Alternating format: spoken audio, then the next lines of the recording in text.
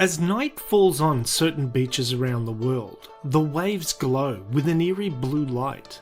Tiny neon dots that make it look as though stars are washing up on the shore. The phosphorescence only occurs when the microorganisms are agitated, such as when the water crashes onto the shore, or someone steps on the wet sand, or a paddle hits the waves. The surreal scene arises not from magic, but from plankton that have evolved to glow in order to startle or distract fish and other potential predators. Some of the most spectacular photographs have been captured from one location, Urdu Island, Maldives, which has been nicknamed the Sea of Stars. The Maldives is a tropical nation in the Indian Ocean, composed of 26 ring-shaped atolls, which are made up of more than 1,000 coral islands.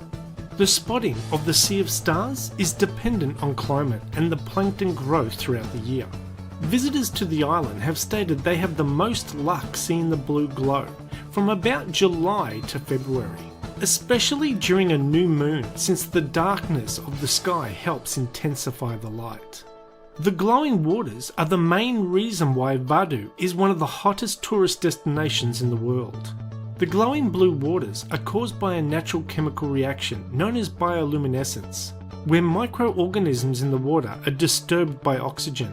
The result is a glittering and sparkling seawater. As the waves crash on the beach, the water glows in the dark and gives the impression it is acting like a mirror that reflects the sparkling stars above. The phytoplankton's blue glow is like a defense mechanism, which wards off other marine organisms from eating them.